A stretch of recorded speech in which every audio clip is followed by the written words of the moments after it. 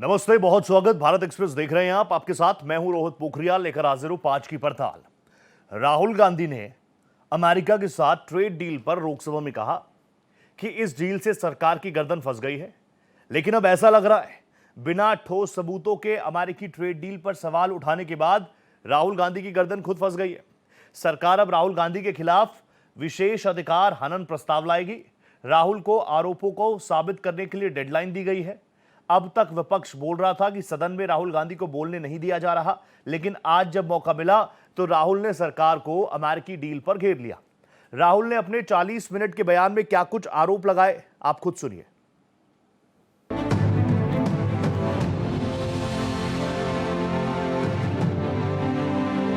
एक कहावत है कि आसमान से गिरे तो खजूर पर अटके।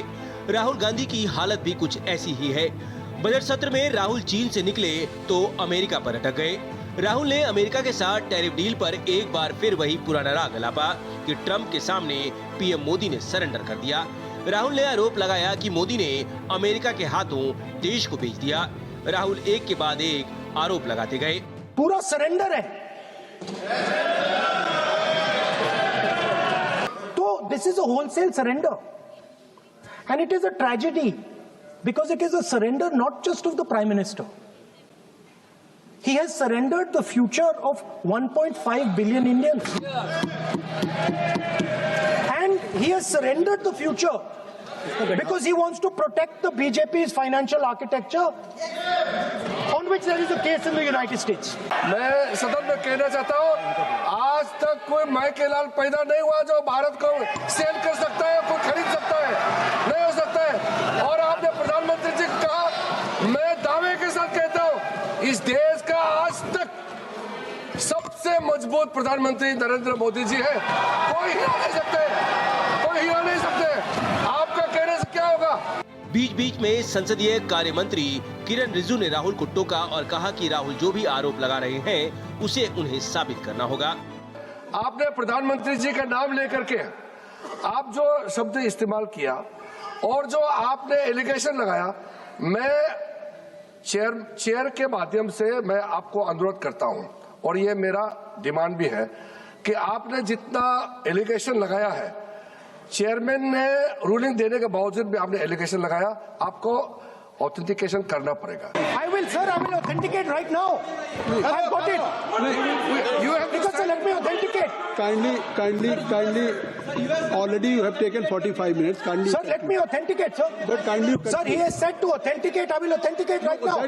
That you have to just give in advance and that you have to. No, sir. I will authenticate right now. मामला यही नहीं रुका। जब अनुराग ठाकुर बोलने उठे तो राहुल के आरोपों का जवाब शायराना अंदाज में दिया। ना उनके आरोप टिक पाए कभी, ना ये नेता कभी टिक पाए।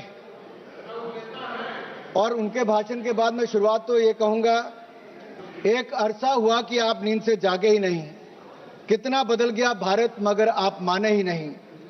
बात जमी की करते हो मगर जमी पर उतरिए तो सही। तब के मजबूर भारत से अब के मजबूत भारत की तस्वीर देखिए तो सही। राहुल के खिलाफ सरकार अब विशेष अधिकार हनन प्रस्ताव लाएगी। Bureau report, Bharat express. तो पूरा बजट सेशन कैसा गया आपने देख लिया। पूरे सेशन में यही आरोप लगाते रहे कि विपक्ष को बोलने नहीं दिया जा रहा, और हर कोई चाह रहा था, देशवासी भी कह रहे थे कि ठीक है, अगर विपक्ष को ऐसा लगता है बोलने नहीं दिया जा रहा तो बोलने दो। आज जब मौका मिला, लगभग 40-45 मिनट्स राहुल गांधी जी ने अपनी बात रखी लीडर ऑफ अपोजिशन के तौर पर।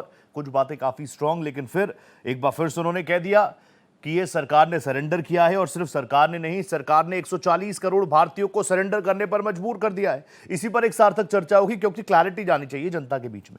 आरोप लगाओ, शूट एंड रन नहीं चलेगा, चाहे इधर का हो चाहे उधर का हो।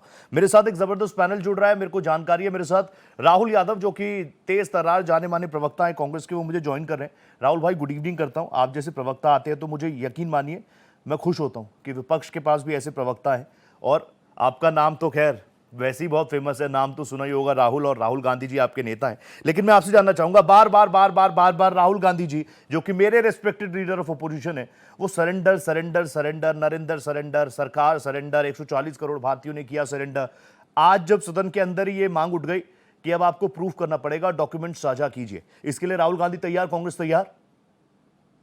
बिल्कुल तैयार है, इसमें कोई दो मत नहीं है। देखिए, मैं यहाँ भाजपा के प्रवक्ता भी होंगे, मैं भाजपा के प्रवक्ता को भी एप्स्टीन फाइल में भारत का प्रतिनिधित्व प्रधानमंत्री के द्वारा करने पर मैं उनको भी बधाई देता हूँ।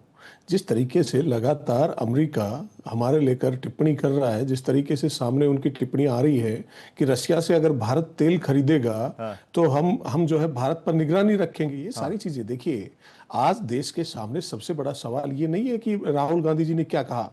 आज देश के सामने सबसे बड़ा सवाल ये है कि प्रधानमंत्री और सरकार संसद में सवालों से क्यों भाग रहे हैं। भारत दुनिया का सबसे बड़ा लोकतंत्र है, हमारी संसद देश की सबसे बड़ी संस्था है, लेकिन पिछले कई दिनों से संसद ठीक से चल नहीं पा रही है। ठीक है। और देखिए, लोकसभा इसलिए नहीं चल रही है क्योंकि नेता प्रतिपक्ष को बोलने नहीं दिया जा रहा। ये लोकतंत्र के लिए बहुत गंभीर बात है।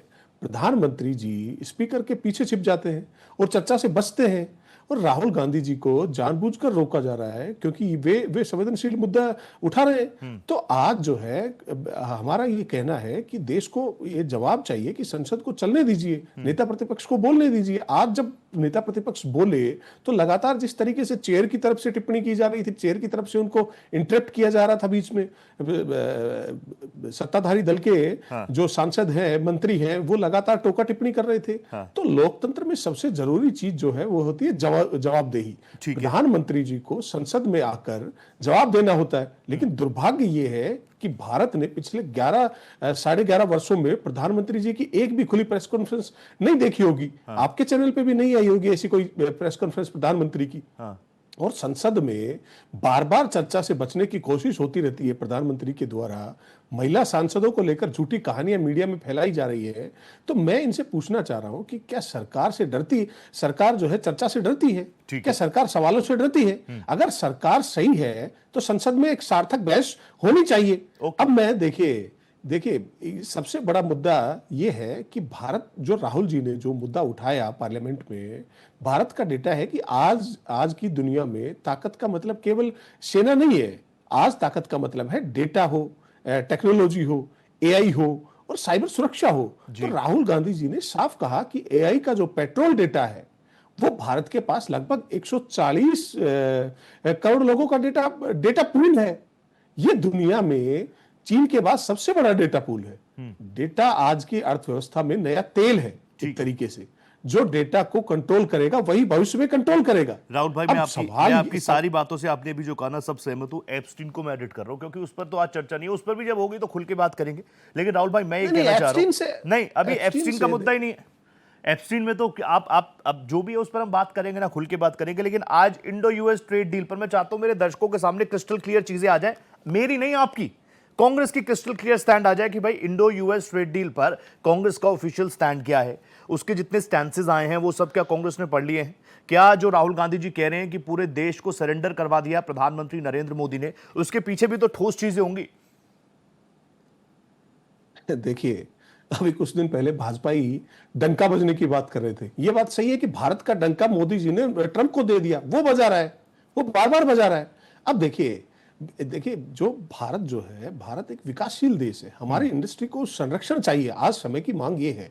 लेकिन अगर व्यापार समझौतों में भारत पर ज्यादा शुल्क लगेगा और टैरिफ लगेगा तो हमारे उत्पाद स्वाभाविक सी बात है कि महंगे हो जाएंगे और हमारे बाजार जो है विदेशी सामान से भर जाएंगे। तो नुकसान इसमें किसका होगा? हमारा नुकसान होगा। भारत के आज एमएसएमई का, भारत के छोटे व्यापारी का और भारत के मजदूर का ये क्या होगा? भारत में लगभग 6 करोड़ एमएसएमई इकाइयां हैं जो करोड़ों लोगों को रोजगार देती हैं। अगर टेक्सटाइल सेक्टर की बात करें तो उस पर भी संकट आएगा। भारत के लाखों बुनकर और श्रमिक जो है इस डील से प्रभावित होंगे। सरकार बताए कि टेक्सटाइल इंडस्ट्री को बचाने की इनके पास क्या योजना है? टैरिफ पर संसद में चर्चा क्यों नहीं हो रही है? तो ये सारी चीजें हैं। अब इसी डील के अंदर जो है किसानों को लेकर भी चीजें सामने आई। अब देखिए, राहुल गांधी जी ने कहा कि भारत की तीसरी सबसे बड़ी ताकत है हमारा भोजन और हमारे किसान। जी, भारत के किसान केवल किसान नहीं है, वे खाद्य सुरक्षा के रक्षक है। भारत दुनिया के सबसे बड़े उत्पादकों में है, जिनमें गेहूं हो, चावल हो, दूध हो, दालें हो, कपास हो। अगर विदेशी कृषि उत्पाद उत्पादों के लिए बाजार खोल दिया जाएगा तो भारत के छोटे किसान कैसे टिक पाएंगे उनके सामने। तो भारत में औसत जो किसान के पास है वो 1 से 2 हेक्टेयर से भी कम जमीन है। अमेरिका के फॉर्म्स जो है हजारों एकड़ में है।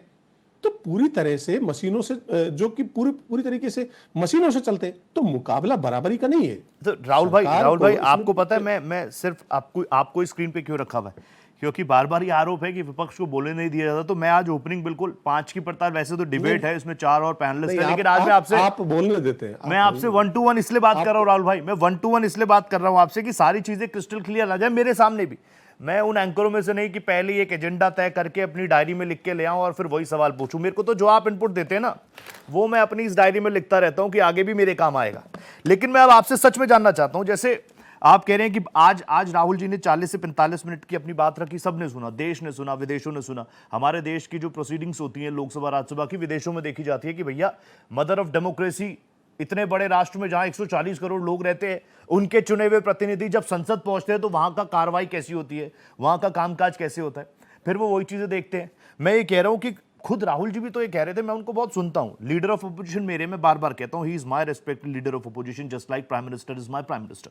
तो राहुल भाई वो भी तो खुला चैलेंज बाहर आके दे रहे हैं कि प्रधानमंत्री आकर तो देखे, हम उन्हें बोलने नहीं देंगे, हम उन्हें बोलने नहीं देंगे। और फिर लोकसभा अध्यक्ष कहते हैं कि बहुत असुरक्षा का माहौल बन गया था सदन के अंदर, विपक्षियों ने, और खासतौर पर जो महिला सांसद है वो कांग्रेस की भी है, उसमें नाम भी सबको पता लग गया अब तो आप लोगों ने असुरक्षा का माहौल बना दिया, इसीलिए प्रधानमंत्री जी नहीं आए।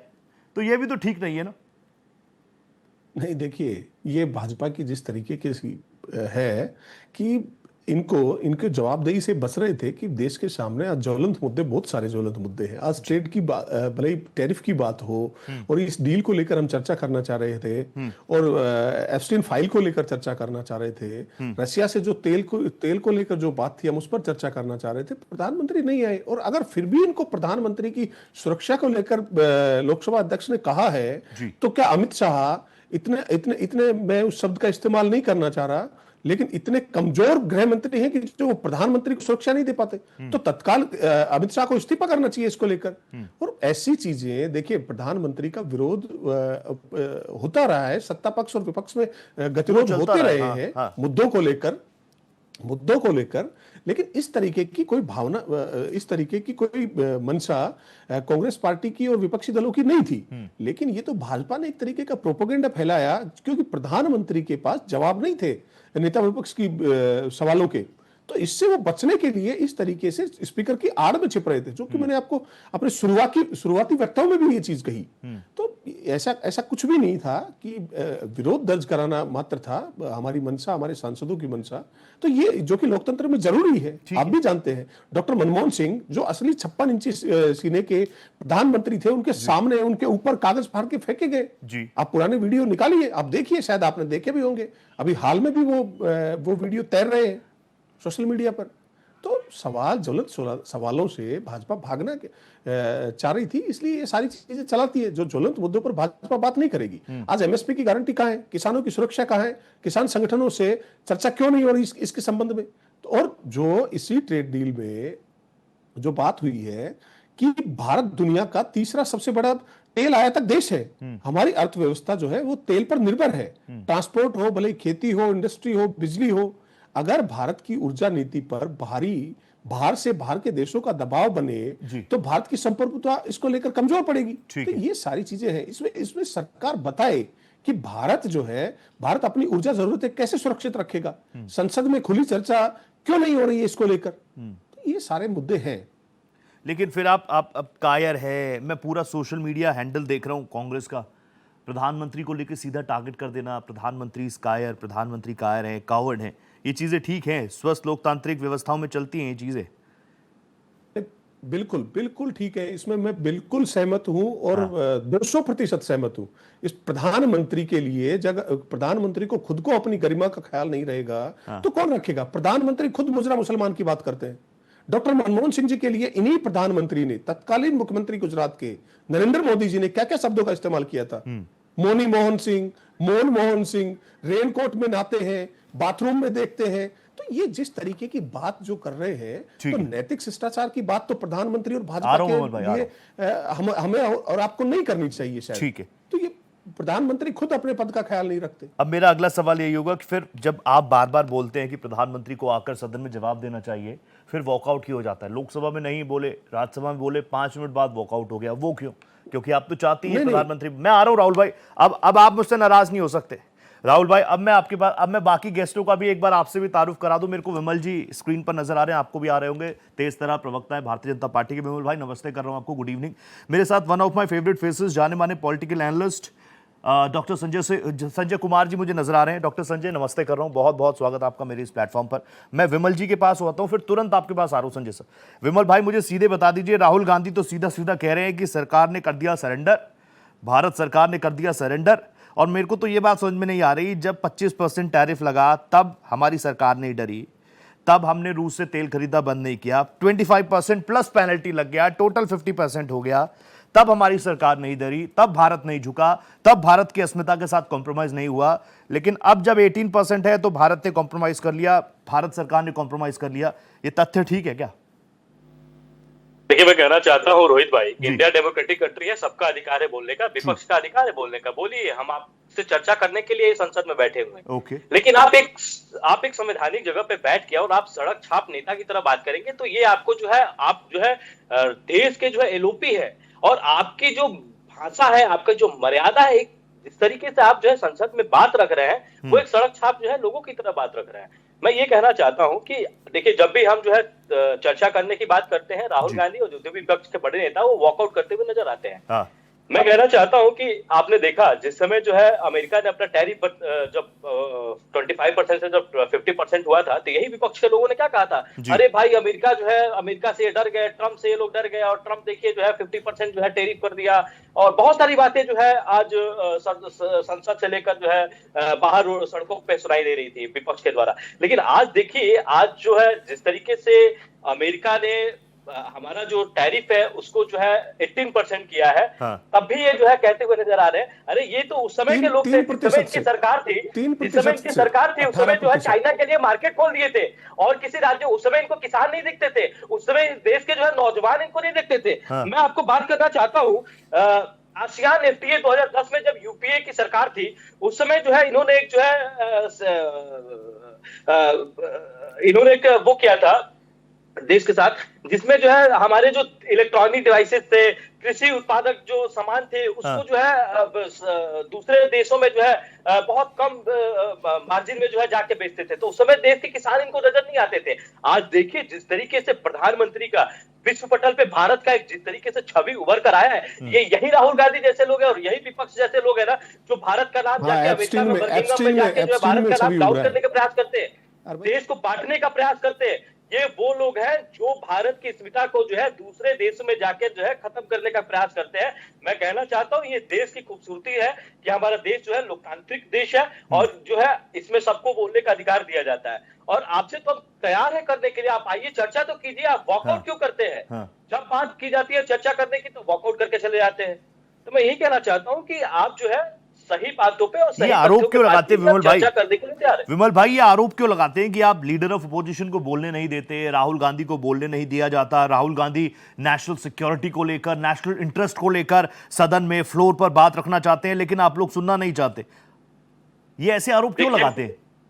देखिए, ऐसा नहीं है रोहित भाई, जब भी राहुल गांधी को मौका दिया जाता है तो बोले, अपना पक्ष रखे, उनको पूरा टाइम दिया जाता है। आपने देखा कि उस समय कोई भी संसद सदस्य अगर जो है हस्तक्षेप करता है, आपने देखा लोकसभा अध्यक्ष के द्वारा उसको रोका टोका जाता है। लेकिन मैं कहना चाहता हूं, अगर आप जो है अनर्गल बातें करेंगे, आप जो है एक ऐसे इतने बड़े पद पे रहते हुए आप जो है ऐसे भाषा का प्रयोग करेंगे, तब तो लोकसभा अध्यक्ष के द्वारा और बाकी सांसदों के द्वारा जो है टोका जाएगा। आप बात करिए ना। आप जब आपको बुलाया जाता है, आप जब भी आपको जो है चर्चा करने के लिए बुलाया जाता है, आप वॉकआउट करते हुए नजर आते हैं। तो हम तो तैयार हैं आपसे बात करने के लिए। और आप देखिए किस तरीके से अमेरिका ने जो है भारत, आपने देखा जिस समय जो है टैरिफ कम किया गया 18%, जब अमेरिका ने टैरिफ कम किया, तो आपने देखा अमेरिका के राष्ट्रपति डोनाल्ड ट्रंप ने जो है प्रधानमंत्री के बारे में बोला कि ये विश्व के सबसे शक्तिशाली नेता है। तो मैं ये कहना चाहता हूं कि आज देखिए पूरा देश जो है कुछ चीज तो बिल्कुल साफ है ना। खुद एक वक्त पे डोनाल्ड ट्रंप कह रहे थे India is a dead economy, Donald Trump भी कह रहे थे India is a dead economy, फिर उस चीज को एंडोर्स या उसी बात को रिपीट कर रहे थे राहुल गांधी जी। फिर हमारी छिमाही के जब रिजल्ट आए वो 7% से काफी ज्यादा था। वर्ल्ड बैंक, IMF, हर कोई बता रहा है कि भारत की गति इसी तरीके से आगे बढ़ेगी, जीडीपी ऐसे आगे बढ़ेगी। बहुत सारी चीजें क्रिस्टल क्लियर है। मैं आ रहा हूं, एक बार संजय सर के पास हुआ, ओपनिंग हो जाए उसके बाद वापस आ रहा हूं मोहल भाई, तुरंत आपके पास आ रहा हूं संजय जी के बाद। संजय जी प्लीज आप मुझे बता दीजिए, राहुल गांधी जी ने आज लगभग 40-45 मिनट्स की बात की, कितना अच्छा उनकी बातें रही, और उन्होंने बार बार एक चीज को लेकर बहुत फोकस वो रहे कि भारत सरकार ने अमेरिका के आगे सरेंडर कर दिया, भारत को गिरवी नहीं बेच कर रख दिया, 140 करोड़ भारतीयों के इंटरेस्ट को उन्होंने खत्म कर दिया। How do you see this Sanjay sir, कितना तथ्यात्मक लगता है आपको? देखिए, राहुल गांधी जी विपक्ष के नेता हैं। यस। और विपक्ष के नेता के तौर पर आरोप लगाने का, बोलने का उनको पूरी आजादी है। लेकिन मैं मानता हूं कि कालखंड जो रहा हो, सरकारें जिनकी भी रही हो जी, आपको लगता है कि भारत को कोई बेच सकता है, किसी के सामने गिरवी रख सकता है? मैं नहीं समझता। हाँ ठीक है, एक कॉन्ट्रेक्चुअल साइन होते हैं, लेकिन ये कॉन्ट्रेक्चुअल साइन कोई परमानेंट नहीं होते हैं। हो सकता है कि कल हम सहमत नहीं हो, वो कॉन्ट्रेक्चुअल साइन के बाद भी आदमी फिर तय कर लेता है, निर्णय लेता है। तो बार बार जिस बात की चर्चा वो कर रहे थे, भाई अंतरराष्ट्रीय स्तर पर आप इंपोर्ट एक्सपोर्ट तो करेंगे ना जी, कहीं ना कहीं तो जाकर के ठहरेंगे। जिस समय 50% टैरिफ लगाया अमेरिका ने, भारत ने कहा कि ठीक है आपकी मर्जी, आप तय कर लीजिए।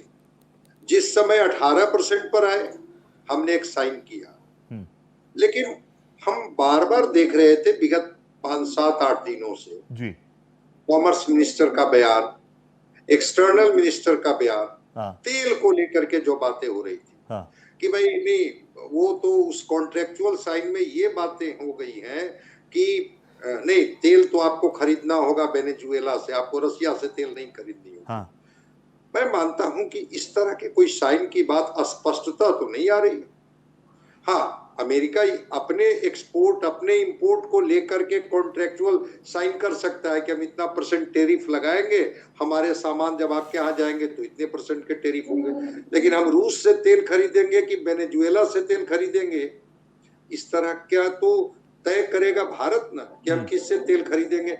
रसिया हमारा नेचुरल फ्रेंड है, तो हम रसिया के साथ अनुबंध कब तोड़ दिए? जब एक ऐसी स्थिति बनी थी जिस समय अमेरिका बड़ा ही रसिया को लेकर के एकदम बिल्कुल ये था कि नहीं, तय कर लीजिए कि आप रसिया के साथ आप रिश्ते रखेंगे या तोड़ेंगे। हमने कहा कि नहीं, हम रसिया के साथ रिश्ते रखेंगे, अमेरिका को तय करना है कि आप हमारे साथ रिश्ता रखिएगा नहीं रखिएगा।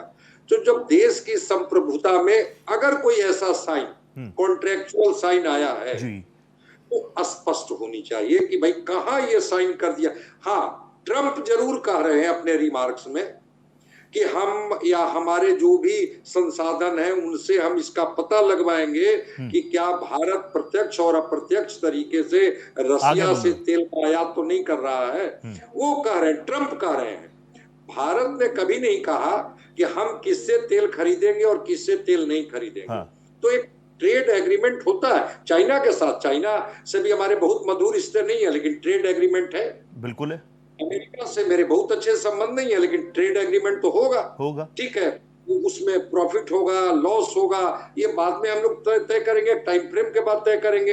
लेकिन एक बात राहुल जी को भी 45 मिनट बोले, 50 मिनट बोले, एक चीज को जो किरण रिजिजू जी ने कहा कि आप आरोप लगाइए, आरोप लगाने का लोकतंत्र आपको पूरा अधिकार देता है, साबित भी करना होगा। लेकिन जिन पर भी आप आरोप लगाते हैं उस विभाग के मंत्री का उत्तर भी तो सुन लीजिए। सही बात है। आप आरोप लगाते हैं और फिर संसद से बाहर चले जाते हैं, शूट एंड रन। तो जब तक आप उत्तर नहीं सुनेंगे, आपके आरोप में कितने दम है कितने दम नहीं है, ये देश को भी तो जानना चाहिए। ठीक है। पार्लियामेंट में जब चुनी जाती है सरकार, जब पार्लियामेंट के मेंबर चुने जाते हैं तो केवल सत्ता पक्ष के लोग ही नहीं चुने जाते हैं, विपक्ष के लोग भी चुने जाते हैं। तो आप आरोप लगाइए और देश हित में किसी भी तरह का सवाल पूछने का अधिकार आपको है। लेकिन जरा उनका जवाब भी तो सुन लीजिए। कोई आरोप आपने लगाया, हाँ। जवाब आप सुने नहीं, या फिर उसको कहिए कि आप इसके लिए व्हाइट पेपर जारी कर दीजिए, हट धर्मिता क्यों पत्र है? जारी कर, ताकि जनता को भी ये आगे स्पष्ट विमल हो भाई, जाए आगे बस सर का कंक्लूड हो जाए। हाँ, कि क्या जो वास्तव में एलओपी आरोप लगा रहे हैं, हाँ। उन आरोपों में कितना दम है, या वास्तव में देश की सरकार विदेशी ताकतों के सामने या वैसे राष्ट्राध्यक्षों के सामने जो मजबूत हैं, दादागिरी करना चाहते हैं, क्या उनके सामने आत्मसमर्पण कर गई है? ठीक है। तो मैं मानता हूं कि संसद में सकारात्मक बहस होनी चाहिए, केवल आरोप प्रत्यारोप केवल संसद का पार्ट नहीं है। Done sir, strong and meaningful take है आपका। विमल भाई जल्दी से बताइए, फिर आ रहा हूं राहुल भाई। विमल भाई प्लीज बोलिए। देखिए, राहुल गांधी के अंदर जो है हाँ। इंतजार करने की क्षमता नहीं है। हाँ। आपने देखा लोकसभा अध्यक्ष ने बोला कि 5 बजे जो है हमारी वित्त मंत्री जी जो है अपना पक्ष रखेंगी, बजट पे बात करेंगी। आप इंतजार कीजिए, उसके बाद अपना पक्ष रखिएगा, आप बात करिएगा ट्रेड डील पे, लेकिन उनके पास इंतजार नहीं है। मैं बात करना चाहता हूं, जिस समय यूपीए की सरकार थी उस समय के डील्स के बारे में बात करना चाहता हूं। बता दीजिए जल्दी। 2010 में जो है सेपा का एक साउथ कोरिया और इंडिया के बीच में एक डील हुआ था, जिसमें कोरिया ऑटो पार्ट्स और इलेक्ट्रॉनिक जो आयात थे वो बहुत सस्ते किए गए थे, जिससे ट्रेड बैलेंस भारत के खिलाफ चल गया था। फिर दूसरा हुआ था WTA कृषि सब्सिडी पे नरमी, यूपीए काल में 2004 से लेकर 2013 के बीच में डील हुआ था। किसानों को मिलने वाली जो सब्सिडी थी उस पर अंतर्राष्ट्रीय दबाव पड़ा था। भारत की मजबूत किसान हितों के पक्ष में नहीं रखा था। फिर फूड सिक्योरिटी पे जो है कड़ा स्टैंड लिया गया था। एक हुआ था AU इंडिया FTA बीटिया पर दबाव हुआ था, ये 2007 से 2013 के बीच में डील हुआ था, जिसमें फार्मा सेक्टर में काफी ज्यादा नुकसान हुआ था। और इसके अलावा जो है मैं बता देना चाहता हूं, एशियन इंडिया फ्री ट्रेड हुआ था एग्रीमेंट, 2009-2010 में ये ट्रेड जो है साइन हुआ था, जिसमें रबर, काली मिर्च, नारियल, मसाले उगाने वाले किसानों को बहुत ज्यादा भारी नुकसान हुआ था। तो मैं कहना चाहता हूं, क्या उस समय कांग्रेस के लोगों को हमारे देश के जो अन्नदाता है उनके बारे में फिक्र नहीं हुआ था, उनको लेकर चिंता नहीं हुआ था? आज जो है जिस तरीके से अमेरिका जो है हमारे जो टैरिफ को घटाया है, आज हम जो है भारत में जिस तरीके से भारत का जो हमारे प्रधानमंत्री जिस तरीके से उनका विश्व पटल पे जो ये बात बिल्कुल सच है, प्रधानमंत्री का विश्व पटल पर बहुत हुआ है। मैं कहना चाहता हूं कि यूपीए की सरकार में जिस तरीके से डिले हुई है, मैं कह रहा हूं यूपीए की सरकार में जो डिले हुई ये कितनी खराब रही। जनता की अदालत में दे दिया ना मैंडेट, आपको कितना जबरदस्त मैंडेट मिला 2014, 2019, थर्ड टाइम आप लोग रिपीट हुए हैं। इसका मतलब उन चीजों को जनता जो आप बोल रहे हैं, आपको मुझे लगता नहीं आपको ये चीजें बोलनी चाहिए, जनता ने तो इन चीजों को देख लिया। दूसरी चीज है कि मैं संजय कुमार जी की भाई साहब की बातों से मैं एग्री करता हूं। भारत की सरकार या प्रधानमंत्री या हमारे वित्त मंत्री या हमारे विदेश मंत्री के द्वारा किसी प्रकार का कोई बयान नहीं आया है। हम जो है कि अमेरिका से डर के या डोनाल्ड ट्रंप के कहने से हम रशिया से तेल लेने, हम ऐसा तेल नहीं लेंगे, ऐसा किसी तरीके का कोई बयान नहीं है। ये राहुल गांधी जी इस तरीके का बयान दे रहे हैं, तो ये इन सब बयानों को जो है उनको रोका टोका जाता है, तो इससे कांग्रेस के लोग बोलते हैं कि राहुल गांधी को जो है संसद में बोलने नहीं दिया जाता। हम कहना चाहते हैं आप एक तथ्य पे चर्चा कीजिए, हम आपसे चर्चा करने के लिए तैयार है, लेकिन आप जो अनर्गल बातें करेंगे, आप एक एलओपी होके, तो उसको बर्दाश्त नहीं किया जा सकता। ओके राहुल भाई कांग्रेस इज इम्पेशेंट। कांग्रेस को सत्ता नहीं मिल रही इसलिए वो बहुत इम्पेशेंट हो गई है। राहुल गांधी जी, आप जानते हैं मैं बार बार इसी चीज को रिपीट करता हूं कि प्रधानमंत्री मेरे प्रधानमंत्री है, राहुल गांधी मेरे एलओपी हैं, मेरे मुद्दे वो उठा रहे हैं। लेकिन अगर वो मेरे मुद्दे उठा रहे हैं तो संबंधित विभाग, उसके मंत्री अगर आकर जवाब देंगे तो हम लोग इतने इम्पेशेंट हैं कि हम सुनेंगे नहीं। नहीं, बिल्कुल इसमें कोई किंतु परंतु नहीं है। जब जिस तरीके से जो मुद्दों पर बात करनी हो और जो विपक्ष जो सवाल पूछता है, उन सवालों से इतर जाके सत्ता पक्ष की तरफ से जब जवाब आएंगे तो वहां क्या उनका भाषण सुनने के लिए बैठेंगे? तो उससे कोई, देखिए जो लोग बात कर रहे थे, अभी भाजपा के प्रवक्ता कह रहे थे यूपीए सरकार की खामियां गिना रहे थे। अरे भाई, आप अपना सॉफ्टवेयर अपडेट करिए, क्योंकि अभी भाजपा के और प्रवक्ता तो नेहरू जी से शुरू करते हैं, आपने तो अभी यूपीए से शुरू किया था। दूसरी बात, इनको विपक्ष को आज भी इनको हजम नहीं हो रहा कि हम सत्ता में बैठे हैं। जवाबदेही आपकी है। आपके प्रधानमंत्री 11 सालों में एक प्रेस कॉन्फ्रेंस नहीं कर पाए, इतने कमजोर प्रधानमंत्री हैं। हिंदुस्तान के इतिहास में इतना कमजोर प्रधानमंत्री आज तक नहीं हुआ है कोई। किरण रिजिजू कह रहे हैं prime minister Modi is the best prime minister India have.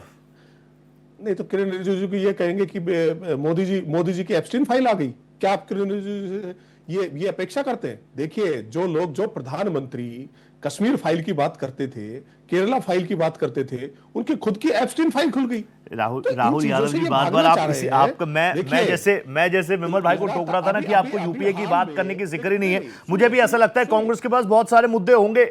आप कह रहे हैं प्रधानमंत्री ने एक भी प्रेस कॉन्फ्रेंस नहीं की, मैं कह रहा हूं राहुल जी बार बार प्रेस कॉन्फ्रेंस करते हैं, एसआईआर को लेकर प्रेस कॉन्फ्रेंस की, बॉम्ब फूटेगा, उसके बाद गायब। वो तथ्य कहां है? जनता के सामने क्लैरिटी कैसे आएगी? लगातार हम इलेक्शन कमीशन को लेकर, इलेक्शन कमीशन से शिकायतें कर रहे हैं। इलेक्शन कमीशन पिछले 6 महीने से मिलने का समय तक नहीं दे रहा। अब क्या बात कर रहे हैं? वो तो ज्ञानेश कुमार जी का हुनर है। हाँ। तो वो सारी चीजें छोड़िए। अभी ट्रंप ने हाल में बोला कि मैं चाहूं तो मोदी का राजनीतिक करियर बर्बाद कर सकता हूं। इस पर प्रधानमंत्री को, इसलिए क्या कमजोरी है प्रधानमंत्री की? हम तो चाहते हैं कि प्रधानमंत्री जवाब दे ट्रंप को। क्यों चुप बैठे प्रधानमंत्री इसको लेकर? क्या कमजोरी है ट्रंप के पास? 75 बार ट्रंप बोल चुके कि ऑपरेशन सिंदूर मैंने रुकवाया। जब राहुल जी ने चैलेंज किया पार्लियामेंट में पिछले सेशन के दौरान कि ट्रंप को लेकर जवाब दे सरकार और प्रधानमंत्री, क्लियर करे कि ऑपरेशन सिंदूर ट्रंप ने नहीं रुकवाया। लेकिन प्रधानमंत्री इतने कमजोर है कि ट्रंप का टै नहीं बोल पाए। अभी ट्रंप लगातार बोल रहा है कि मैं उनका राजनीतिक करियर बर्बाद कर दूंगा। वो क्या ऐसी कमजोरी है? आप उस चीज को 10 सेकंड की वीडियो है, वो 10 सेकंड की वीडियो, उसमें वो पहले कह रहे हैं कि मोदी लव्स ट्रंप, फिर उस लव को लेकर वो मजाक कर रहे हैं। राहुल भाई, आप समझदार व्यक्ति। विमल भाई बोल दिए जल्दी। संजय जी तुरंत आ रहा हूँ। बोलिए विमल भाई, बोलिए। मुझे पता है स्क्रीन तोड़कर आ जाएंगे। बोलिए विमल भाई, बोलिए। पोखरियाल साहब की बोलिए, डिफेंड कर रहे हैं, बोलिए। देखिए रोहित भाई, इससे पहले भी एक नहीं, राहुल भाई एक मिनट विमल भाई बोलिए, क्या कह रहे हैं आप? अरे आपके बीच में नहीं बोला था भाई साहब, थोड़ा सब्र करिए, यही तो दिक्कत है, सुनते नहीं आप। विमल भाई कुछ कह रहे हैं?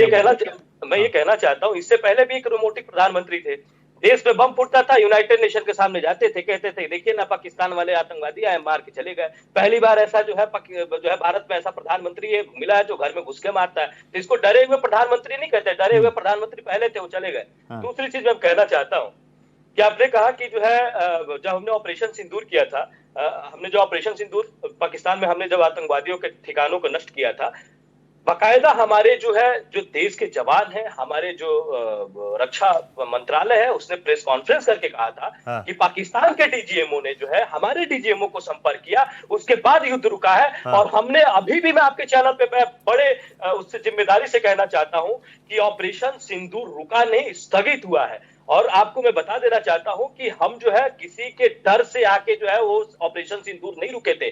पाकिस्तान के डीजीएमओ ने हमारे डीजीएमओ से बोला कि अब आप रोक दीजिए युद्ध, तब जो है ये युद्ध रुका था। तो इसके लिए जो है तो सबसे पहले ज्ञान की जरूरत है।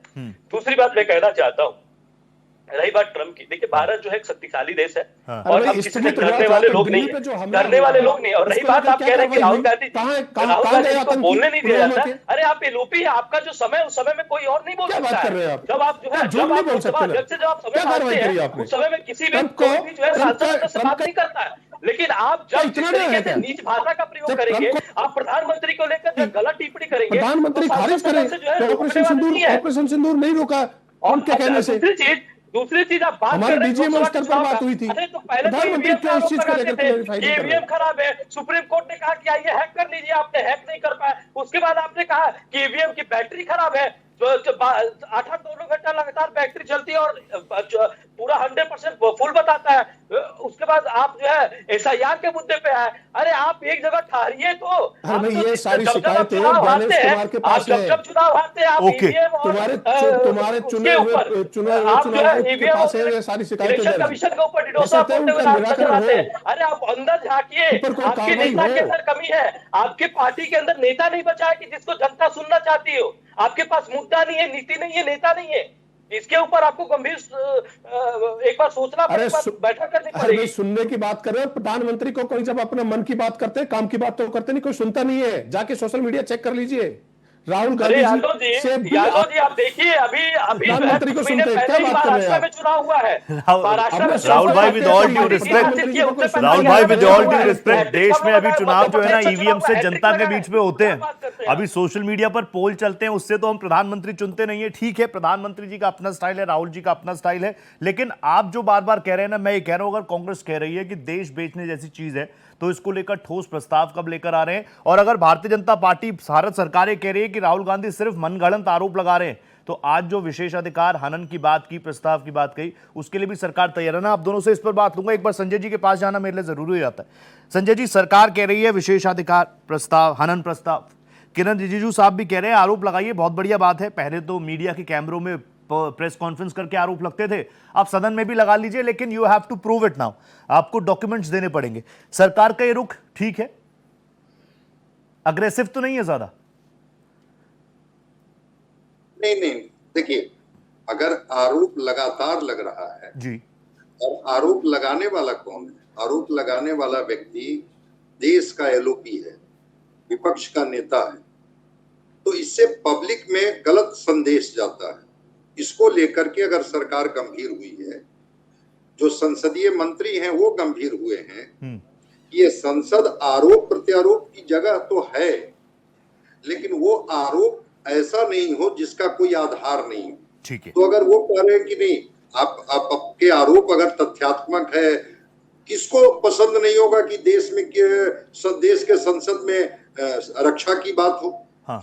देश के संसद में ट्रेड डील की बात हो, देश के संसद में किसानों के हित की बात हो, लेकिन केवल इस वजह से कि इन्होंने ऐसा कर दिया, इनकी नीतियां गड़बड़ है, हाँ। और इन नीतियों की वजह से देश हर जगह फेलियर साबित हो रहा है, वहां पर तो सत्ता पक्ष तो गंभीर होगा। हाँ। कि अगर आपके आरोप में तथ्य है तो उस तथ्य को भी साथ में रख दीजिए कि हाँ, हम इन तथ्यों के आधार पर, अब चीन से निकले अमेरिका तक चले गए। हाँ। अब ट्रंप को लेकर के पूरे विश्व के लोग क्या सोचते हैं, ट्रंप सुबह में क्या बोलेंगे, दोपहर में कौन सा ट्वीट करेंगे, शाम में क्या निर्णय लेंगे, ट्रंप के बारे में कोई कुछ प्रिडिक्ट कर सकता है कि? तो ट्रंप के बारे में कौन गारंटी दे सकता है? भाई, जो हमने एक दोनों देशों का एक साझा ट्रेड डील हुआ, एक कंसेंसस बना, हम तो वही न रख सकते हैं, चाहे वो संसद के पटल पर रखें, चाहे देश के सामने रखें।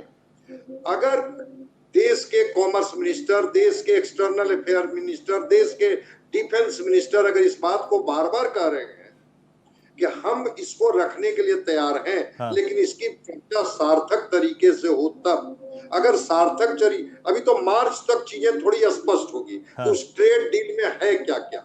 अब किसान की बात की जा रही है ना, कोई डायरेक्ट की बात नहीं, कुछ प्रोडक्ट्स की बात आई है कि ठीक है, सोयाबीन हम नहीं लेंगे, लेकिन सोया का कुछ प्रोडक्ट्स जो होगा उसको हम अपने देश में लेंगे। होता है कुछ चीजें कि जो कि कोई देश उसका प्रोडक्ट नहीं बनाता हो, कहीं पर उसके प्रोडक्ट बन रहे हो तो आदमी खरीदता है, कोई देश रॉ मटेरियल खरीदता है, उससे उसका प्रोसेसिंग करके प्रोडक्ट बनाता है। चीजों को जरा स्पष्ट हो जाने दीजिए। लेकिन अगर सरकार की नीतियों को लेकर के राहुल गांधी जी मुखर हैं, उनको घेर रहे हैं कि आपकी नीतियां देश के हित में नहीं है, ये पूछने का और घेरने का उनको पूरा अधिकार है। ठीक है। लेकिन बहस तो आगे बढ़ने दीजिए। हाँ। आप आरोप लगाए और जैसे ही मंत्री ने जवाब देने के लिए बात अपनी शुरू की, आप संसद छोड़ करके चले गए, तो ये बात अधूरी रह गई ना। हाँ। जनता भी नहीं समझ पाई क्या इनके आरोप सही थे या सरकार के जवाब सही थे। जब तक आप आमने सामने होकर के उस बहस के हिस्सा नहीं बनेंगे, हाँ। ये कैसा आरोप, इसीलिए कह रही है सरकार कि आपके आरोप में अगर तथ्य है तो सरकार उसके लिए जिम्मेवार है। और दूसरी चीज, बड़ी महत्वपूर्ण चीज, इसमें कोई ये की बात नहीं है, 5 साल के लिए ही ना कोई सरकार चुनी जाती है। हाँ। अगर सरकार की सारी नीतियां फेलियर होगी, सरकार अगर आत्मसमर्पण कर देगी वैसी ताकतों के सामने, जो ताकतें वैश्विक स्तर पर बहुत मजबूत है जी। अगर कोई सरकार जो वर्ल्ड ट्रेड ऑर्गेनाइजेशन का जो भी उसके लॉज हैं उससे अलग जाकर के कोई डील कर लेती है, हाँ। क्या जनता इतनी इस देश की मैच्योर है, हाँ।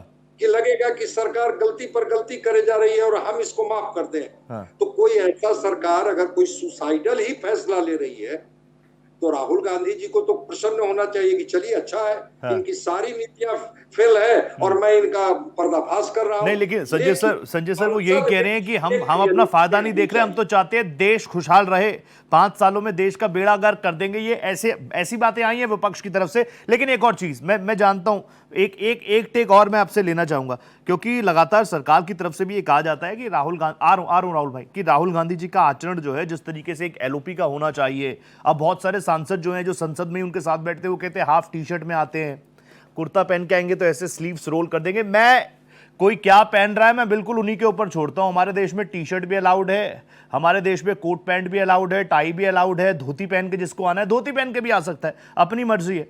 लेकिन वो बताना चाहते हैं कि राहुल गांधी जी का स्टाइल बहुत अग्रेसिव है। ये फायदा कर रहा है राहुल गांधी को, इस तरह का नैरेटिव जा रहा है। तो राहुल गांधी जी को एग्रेसिव होना चाहिए, मैं भी इससे सहमत हूँ। हाँ। देश का एलओपी अगर एग्रेसिव नहीं होगा तो कौन एग्रेसिव होगा? एग्रेसिव हूँ, लेकिन एग्रेसिव के साथ साथ आपके साथ तथ्य भी तो होने चाहिए। ओके, आपको जहां से भी कोई कंटेंट मिलता है आप उसको ला करके वहां संसद के पटल पर आरोप लगाते हैं, और जैसे ही बहस का वातावरण बनता है आप संसद छोड़ करके चले जाते हैं। वहां पर उनकी गंभीरता पर, राहुल गांधी जी की गंभीरता पर वहां पर सवाल हो जाता है कि वहां पर राहुल गांधी जी को गंभीरता से देश को सुनाना भी चाहिए, बताना भी चाहिए। ये मेरे सवाल थे और ये सरकार के उत्तर हैं। आपके सवाल तो आते हैं, आरोप तो आते हैं, सरकार के उत्तर के समय आप चले जाते हैं, तो फिर सरकार को जो इच्छा होती है वो पटल पर रख देते हैं। जनता समझ नहीं पाती है उनके आरोप सही थे या इनके जवाब सही थे। डन। अभी राहुल भाई व्यूज की भी बात कर रहे थे सोशल मीडिया पर। मैं कह रहा हूं राहुल गांधी जी को व्यूज बहुत अच्छे मिल रहे हैं, प्रधानमंत्री जी को भी मिल रहे हैं, राहुल गांधी को व्यूज अच्छे मिल रहे हैं, लेकिन जनता का व्यू पॉइंट भी बदले तो शायद ये स्थिति बदले विपक्ष से सत्ता में आने की। क्योंकि कई स्टेट्स के चुनाव हो गए हैं, सारे नैरेटिव रहे हैं कि लोकतंत्र खतरे में है, देश खतरे में है, इन्होंने देश को बेच दिया है, बावजूद उसकी जनता की अदालत में बार बार वो चुन कर आ रहे हैं और वो कह रहे हैं कि ये सर्टिफिकेट है जो हमें जनता दे रही है, ये सर्टिफिकेट है जो कांग्रेस दे रही है, राहुल गांधी दे रही है। जनता का सर्टिफिकेट, कांग्रेस का सर्टिफिकेट बिल्कुल अपोजिट है। आज हम पड़ताल कर रहे हैं उसी मुद्दे को लेकर, क्योंकि गतिरोध बहुत ज्यादा है। सदन में बात हो ना हो, कम से कम मेरे इस प्लेटफॉर्म पर सार्थक चीज ये है कि हर कोई अपनी बात रख रहा है, अपनी बारी में ही बात रख रहा है। बिना देरी किए विमल जी और राहुल जी दोनों मेरे साथ रहेंगे स्क्रीन पे, संजय सर का भी टेक लूंगा, लेकिन अभी ये दोनों बीजेपी कांग्रेस। विमल भाई मैं आपसे शुरू करूं। विमल भाई मैं कह रहा हूं आप इनकी राजनीति को फुल स्टॉप कर दो। Full stop in the sense कि इंडो यूएस ट्रेड डील में जो जो पॉइंट्स हुए हैं आप सदन में वो सारी चीजें रख दो। मतलब मैं बस एक सिटीजन होने के नाते मैं एडवाइस तो कर ही सकता हूं अपनी सरकार को। आप जानते हैं अगर सारी चीजें दूध का दूध पानी का पानी वहीं हो जाए, विपक्ष को अगर बैठना है तो बैठ के सुने, अगर वॉकआउट करना है तो वॉकआउट कर दे, कम से कम देश की जनता के सामने तो क्लियर तस्वीर आ जाएगी। इसीलिए तो आपको चुना। देखिए बता देना चाहता हूँ रोहित भाई, आप देश के चौथा स्तंभ हैं, आपकी बात तो जरूर सुनी जाएगी। मैं कहना चाहता हूं कि हम तो बात रखते हैं और हमेशा रखने के लिए तैयार भी रहते हैं, लेकिन आपने देखा जिस तरीके से विपक्ष के द्वारा हंगामा किया गया, आपने देखा कागज फाड़े गए तो लोकसभा अध्यक्ष के चेयर के पास जाके हंगामा किया जाता है। तो हम तो अपनी बात, आपने देखा 5 बजे का इंतजार करने के लिए कहा गया लोकसभा अध्यक्ष के द्वारा कि आप राहुल जी आप इंतजार कर लीजिए, हमारी वित्त मंत्री निर्मला सीतारमण जी अपनी बात रखेंगी, आपका जो सवाल होगा उसका जवाब सरकार आपको देगी। लेकिन राहुल गांधी जी जो है सुनने के लिए तैयार नहीं होते। आपने देखा अपनी बात रखते हैं और सरकार से बिना जवाब लिए हुए वॉकआउट कर जाते हैं। तो एक ऐसे एलओपी को नहीं रहना चाहिए। एक लोग अगर आप विपक्ष के प्रतिपक्ष के नेता है तो आपको थोड़ा सा स्ट्रांग बनना चाहिए। दूसरी चीज आपने कहा कि राहुल गांधी जी का रवैया जिस तरीके से संसद में देखा जाता है, वो आप जो है संवैधानिक पद पे हैं, आपने संविधान की जो है शपथ लेकर जो है आप संसद बने हैं, आपने जो है संसद में जो है आप जिस तरीके से आंख मारते हुए नजर आते हैं, तो प्रधानमंत्री को नीच चोर कहते हुए नजर आते हैं, उसके लिए आपको सुप्रीम कोर्ट से माफी मांगनी पड़ती हो, आपको माफी मांगनी पड़ती हो, लेकिन आप एक संवैधानिक पद पे बैठे हुए हैं और एलओपी जो है तीसरे स्थान पे आता है, तो आपको समझना चाहिए। लेकिन आप जिस तरीके से आप अपनी बात को रखते हैं, हम कहाँ आपसे, हम तो हमेशा कहते हैं कि आप चर्चा करिए ना, हम तो चर्चा करने के लिए तैयार, हम तो हर विषय पर चर्चा करने के लिए तैयार होते हैं, हम तो इनवाइट करते हैं इनको। लेकिन दिक्कत ये आती है रोहित भाई कि ये गलत शब्द का प्रयोग करते हैं। आपने देखा जिस तरीके से आज Rahul Gandhi as a LOP जिस तरीके से संसद में अपने बात रख रहे थे, आपने देखा इस तरीके का भाषा का प्रयोग जो है एलओपी के द्वारा करना चाहिए। मतलब ठीक है, तरीका ठीक नहीं है। ओके। और देश बेचने की बात कीजिए जल्दी। देश बेचने की जो बात राहुल गांधी जी कर रहे हैं, वैसे विपक्ष को और कांग्रेस और यूपीए को समझना चाहिए। इससे पहले आपने कब देश के जो है कब आपने बेचने का प्रयास किया है। चाइना डील जो हुआ है सबको पता है, और कब आपने जो है दूसरे देशों के साथ आपने जो डील करके तो उसकी सजा मिली ना, निकाल तो दिया देश। यही तो बोला था अभी संजय जी ने कि 5 साल के लिए तो चुना है। रोहित भाई एक जवाब आपको छोटा सा और दे दूं, आप कहते हैं आप इनको बोलती बंद क्यों कर नहीं दे, हम क्यों बोलती बंद करेंगे, जनता बोलती बंद करती है। राहुल जी तैयारी बता दीजिए, जो मैंने कहा ना कि दूध का दूध पानी सरकार कर दे, आप ही कर दो, आप सारी डिटेल्स रख दो सामने, पटल पे रख दो। प्रेस कॉन्फ्रेंस ही करा दो कि ये देखिए इसलिए हम कह रहे हैं कि देश को बेच दिया, दीज आर द रीजंस, बता दीजिए। देखिए इसको लेकर हमारे बहुत सारे नेताओं ने प्रेस कॉन्फ्रेंस करी है। हाँ। बशर्ते है कि मीडिया के बहुत सारे लोग जो उसको कवर करते हैं उनको इसकी जानकारी होगी, शायद आपके चैनल ने उसको कवर नहीं करी होगी। हाँ। दूसरी बात, मुझे आपको लेकर दो चीजों को लेकर आपत्ति है। इसी डिबेट में हाँ। आपने मेरा 2 बार नंबर काट के भाजपा के प्रवक्ता को दिया। दूसरा, आपने कहा, मैंने जब कहा कि ट्रंप बोल रहा है कि मैं मोदी जी का राजनीतिक करियर बर्बाद कर दूंगा, आपने उसको मजाक बनाया। मुझे उसको लेकर आपत्ति है। वो मजाक वो अमेरिका का वो मजाक ही है राहुल भाई। जो चीज आप प्ले कर दीजिए, आप प्ले कर दीजिए। कांग्रेस को वैसे भी मुझे पता है ट्रेन किया जाता है वीडियो दिखाने और प्ले करना, मुझे पता है। मैं आता हूं, मैं आता हूं एआईसीसी भी, आपको शायद नहीं जानकारी होगी, मैं आता हूं एआईसीसी भी। आप प्ले कर दीजिए। वो हंसी खेल मजाक कर रहे हैं। वो पहले बोलते हैं Modi loves Trump, Trump love Modi. अगर मैं गलत हूं तो ठीक कर दीजिए। You can play. ये बात तो प्रधानमंत्री को कहनी चाहिए। ये मजाक बना दिया इस देश का। वो मजाक कर रहे हैं हर चीज पर। प्रधानमंत्री क्या देश की इकोनॉमी डेड इकोनॉमी है? ट्रंप कह रहे थे।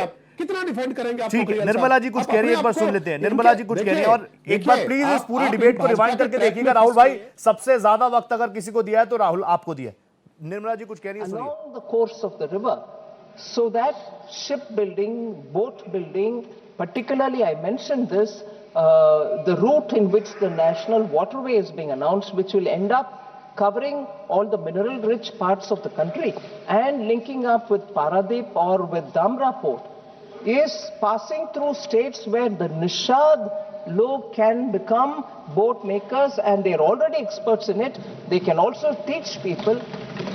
They can become part of the Institute of Excellence, so that inland shipbuilding for the transporting of huge logistical facilities will all have the support of the local experts who for generations have done this work. They can also benefit in this growth. Equally, ma'am, as I said, not just helping the MSMEs which are new, but also the old and legacy industries, 200 legacy clusters which have been known for decades as those places which supported MSME, and from there they produce and export. It can be any of them. It can be Ludhiana, it can be Jalandhar, or it can be Kanpur, or it can be centers near Bihar, it can be anywhere in Bengal. So any legacy cluster, 200, we have volunteered that it can be funded, upgraded, given the modern instruments, hardware, software that is required. We will be undertaking that. Other than also providing for girls' hostel in every district, so that girls do not hesitate to take up to science education, which requires long-term, long hours to be spent in the colleges and universities. All of them, not just the girls' hostel, but the training, the internship, and the kind of programs that we're looking at, education centers, are all with AI provisioning. So AI education is not anymore kept at elite levels. It's going to be available for all our young